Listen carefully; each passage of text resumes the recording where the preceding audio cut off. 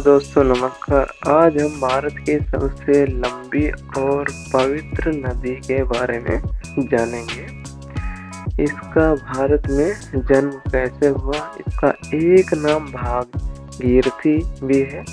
ये नाम कैसे पड़ा, तो आइए जानते हैं। जब मनुष्य कोई कार्य करने का दृढ़ संकल्प कर लेता है, तब कार्य कितना भी कठिन और असंभव जान पड़ता हो, वह कर ही लेता है। हमारे देश के इतिहास में ऐसे सैकड़ों उदाहरण मिलते हैं। उन्हीं में से एक महापुरुष भगीरथ हैं।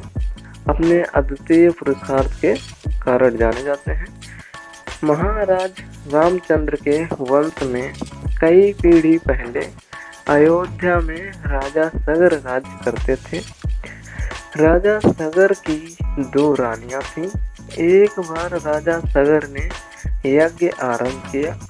प्राचीन काल में कुछ यज्ञों में विजय चिन्ह के रूप में एक घोड़ा छोड़ दिया जाता था, जो पूरे राज्य और अन्य राज्यों में घूमता था।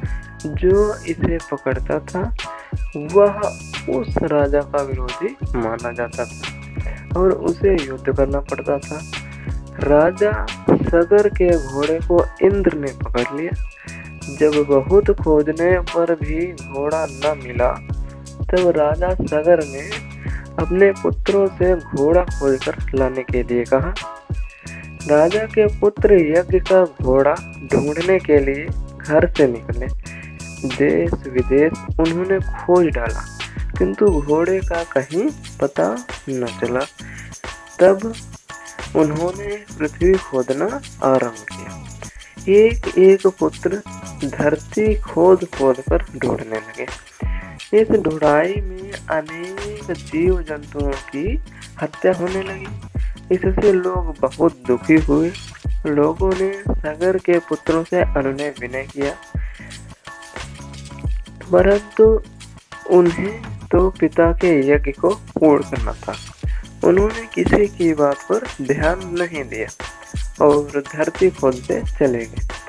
अंत में एक स्थान पर पहुंचे जहां मुनि कपिल बैठे हुए थे और वही उनके निकट घोड़ा बंधा हुआ था। हुआ यह था कि घोड़े को इंद्र ने छिपाकर वहां बांध दिया था।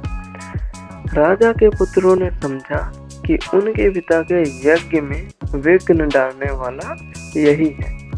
क्रोध में बोले, तू ही हमारे पिता के यज्ञ के घोड़े को चुरा लाया है। देख, सगर के पुत्र तुझे खोजते खोजते आ गए।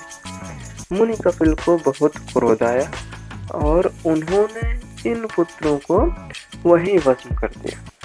राजा सगर ने बड़ी प्रतीक्षा के बाद भी जब देखा कि मेरे पुत्र नहीं लौटे, तब उन्होंने एक अन्य पुत्र को भेजा।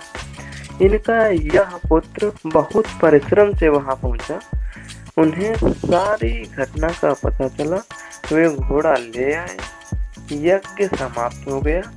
भस्म हुए पुरखों को तारने के लिए गंगा की आवश्यकता थी। गंगा को लाए कौन? सगर के पश्चात उनके वंश में अनेक लोगों ने बड़ी तपस्या की, किंतु कोई गंगा की धारा लाने में समर्थ नहीं हुआ। अंत में सगर के पुत्र भगीरथ ने प्रतिज्ञा की कि मैं गंगा की धारा बहाकर लाऊंगा।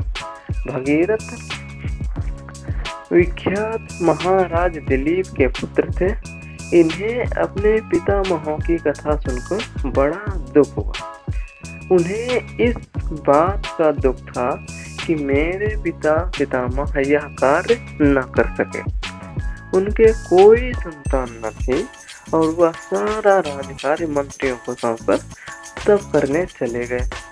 उन्होंने अपने लाभ के लिए अथवा अपने हित के लिए तप नहीं किया। उनकी एकमात्र अभिलाषा यही थी कि गंगा की धारा लाकर अपने पितामहों की राख अर्पित कर दूं। बहुत तपस्या करने के पश्चात वह गंगा की धारा लाने में सफल हुए।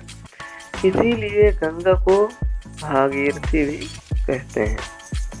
यह प्रश्न हो सकता है कि भगीरथ गंगा को किस प्रकार लाए। ऐसा जान पड़ता है कि गंगा की धारा पहले पहाड़ों के बीच होकर बहती थी।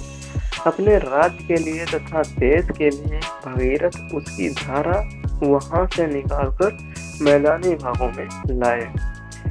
आजकल भी पहाड़ों को काटकर बड़ी बड़ी नहरें लाई जाती हैं। भगीरथ ने लगन और विश्वास से यह कार्य किया और वह पूर्ण रूप से सफल हुए। यह कार्य महान था। इसी से महान कार्य करने में जो लोग कार्यरत होते हैं, कहा जाता है कि उन्होंने भगीरथ प्रयत्न किया। ऐसा कहा जाता है कि गंगा को लाने के पश्चात और अपने पितामहों की धार्मिक क्रिया करने के पश्चात बहुत दिनों तक महाराजा भगीरथ ने अयोध्या में राज्य किया। इससे स्पष्ट है कि उन्होंने गंगा की धारा अपने राज्य के हित के लिए बहाई। महर्षि वाल्मीकि ने अपने रामायण में उस घटना का बहुत रमणीक वर्णन किया है। आगे आगे भगीरथ का रथ चला आ रहा है और पीछे पीछे गंगा की धारा वेग से बहती हुई चली आ रही है। गंगा से हमारे प्रांत को बहुत लाभ होता है। धन धान्य से हमें कितना लाभ पहुंचता है और उसका वर्णन कहाँ तक किया जाए, इसकी महत्ता से पोथियां भरी पड़ी हैं। जिस महापुरुष ने ऐसी सरिता का दान हमें दिया, उनके कृतज्ञ हम क्यों न हो। भगीरथ जी के कार्य का महत्व